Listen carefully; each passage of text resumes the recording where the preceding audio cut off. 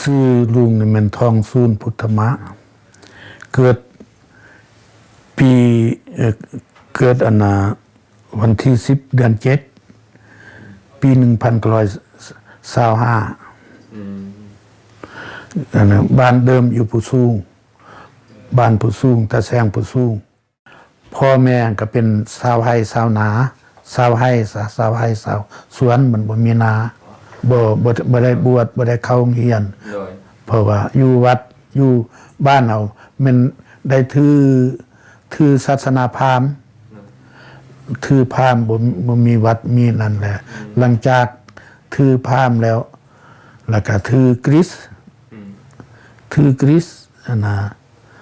หลังจากถือคริสต์บางเทื่อไปบ่นั้นบ่นี้ก็คริสต์กับพุทธนี่คล้ายคือกันแม่นอยู่ทางบ้านนอกอยู่ชนบทอยู่บ่มีปัญหาการแวดล้อมปัญหาสิ่งแวดล้อมมันมีหลายกว่าแนวอื่นบ่ได้รับการศึกษาเรียนก็ย้อนว่า3มื้อใหญ่เฮือน3เดือนใหญ่บ้านพออยู่บ้านเฮาแม่นอยู่ชนบทนี่มันอาศัยสิ่งธรรมชาติหาอยู่หากินแล้วก็เลี้ยงเป็ดเลี้ยงไก่เลี้ยงงัวเลี้ยงควายเป็นอาชีพแลกเปลี่ยนเรื่องเสื้อผ้าอาภรณ์การนุ่งถือนี้ต่อมานั้นแล้วหลังจากว่าใหญ่มาแล้วบัดนี้มีการเก็บเกณฑ์ทหารใช้ชีวิตอยู่ในทหารนี่ก็มีแต่การโบป้าอาวุธแหละต้องจับมีแต่การไปสู้รบตบตีบ่อนหันบ่อนนี้ไปลายบ่อนตามคำสั่งผู้บัญชาสั้นใน10จนฮอดสั้นใน100ก็มีแนวคิดว่าดีใจเพราะว่าดีใจอยู่บนดีใจว่าลาวรวมลาวเพราะว่าลาวรวมลาวนี่เพราะว่าภัยกับเบื่อก็น่ายเรื่องการขาดฟันลันแท่งกันเพราะบ่ได้เฮ็ดบ่ได้สร้างย้อนเข้ามาลบมากวนหลังจากเขาเปลี่ยนการปกครองนี่ย่านเพราะว่าย่านเห็นเขาเฮ็ดอันโหดร้ายที่สุดจับคนไปสัมมนาจับไปฆ่าไปแบบที่ว่าคนฮู้จักกันเว้าง่ายๆนี่คือกับเพ่งพงศวรรณกับภูมิวงศ์วิจิตรเนี่ยก็แม่นฮู้จักกันเข้าโรงเรียนรุ่นเดียวกันฝรั่งปกครองแม่นสมัยฝรั่งมามุ่นใส่คนลาวให้เป็นเป็นเรื่องการค้าเพื่อเอาสินค้าอยู่ประเทศลาวส่วนมากมันเรื่องค้ายาฟินนี้เอาไปประเทศจีนแล้วเพื่อว่าหาเงินเอามาได้เงินแล้วก็ไปซื้อวัตถุดิบอันนั้นนี่เข้าห้องจักรโรงงานของฝรั่งแต่ฝรั่งบ่มีเจตนาจะซอยลาวมาหยังฝรั่งเพียงแต่ว่ามุ่นใส่ลาวเพราะว่าเขาบ่มีการปรับปรุงมาหยังเขาบ่มีมาหยังแต่ว่าหลังจากเขามอบเอกราช45ขึ้นมาแล้วก็แม่นการสร้างโรงเรียนแต่ละบ่อนสร้างถนนหนทางสร้างเดินยนต์สร้างอันนั้นนี่แหละก็แม่นวางเป็นมอบรัฐบาลให้ลาว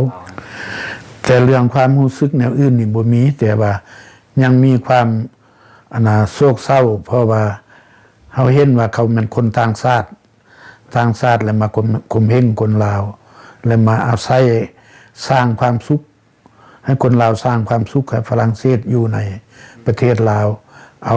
ประชาชนลาวเป็นกรรมกรเป็นการเพียงว่าเป็นการบ่มีการปรับปรุงมาหยังแต่ว่าจะมีผลประโยชน์ส่วนหนึ่งมีผลประโยชน์ย้อนว่าเขายังมีไปปักหลักกับชายแดนเพราะว่าปันแดนระหว่างเวียดนามระหว่างจีนระหว่างพม่าอันนี้ก็แม่นผลงานของฝรั่งอันนึงแต่มาเสียใจเลยแม่นฝรั่งเอาเมืองลาวเอาประชาชนลาวอีสานไปมอบให้ทางไทยเวลานั้นเขาเอื้อนว่าสัญญามมอบทางสัญญามมอบทางสัญญานั้นมี6,500,000บ้านนี้ประชาชนลาวที่ยังเหลืออยู่ภาคตะวันออกเพียงแต่1,500,000ส่วนมากเลยแม่นคนชนเผ่าก็กระจัดกระจายเพราะว่าเมืองแผ่นดินลาวมันกว้าง ยังเป็นผู้เป็นผ้าป่าดงแน่นหน้าก็อยู่กระจัดกระจายแล้วบัดนี้แต่พวกชนเผ่าก็หลายยังบ่ฮู้บ่รับรู้ตัวเองว่าเป็นลาวนางยังคิดว่าตัวเองนี่เป็นแต่ว่าผู้ใดอยู่กับชายแดนใดอยู่กับชายแดนเวียดนามอยู่กับชายแดนไทยอยู่กับชายแดนพม่าเนี่ยแล้วบางทีก็มีหมู่มีเพื่อนอยู่กับคนพม่าก็เข้ามาเป็นทหารพม่ามาต่อสู้กับรัฐบาลลาวก็มีมหาอำนาจเพิ่นก็เห็นว่าฝรั่งมันซอยคนลาวแท้และแท้จริงแม่นฝรั่งบ่อยากปรับปรุงเพราะว่ายานเฮามีความเจริญและมีความก้าวหน้าเขาจึงบ่ได้ใส่ลาวเฮาหลายเพราะเมื่อเวลานั้นฝรั่งอยู่เขาแต่ละบ่ว่าตั้งแต่ตะแซงขึ้นมาถึงแขวงบนใดเขาก็ประกาศให้เขาตั้งห้องสูบยาฟินนั่นน่ะแต่ละบ่อนนั้นแต่ว่าอเมริกาเนี่ยเขาซอยลาวนี่ก็ดีแนวนึงแต่ว่ามันเสียบ่อนมันปฏิเสธลาวนี่บ่รับรู้ว่ามีสงครามอยู่ในเมืองลาวบ่มีสงครามรับรู้แต่เวียดนามเวลาเขาเซ็นสัญญาดูจีนจะหมดสัญญาดูจีนเขาบ่ให้รัฐบาลลาวฮู้บ่ให้รัฐบาลเขมรฮู้เขาไปเซ็นกับฟันวันดงกับเวียดนามบัดเดียวนะตัวนั้นแหละเขาบ่รับฮู้ว่าเขมรกับลาวมียังเป็นสงครามนำกันนั่น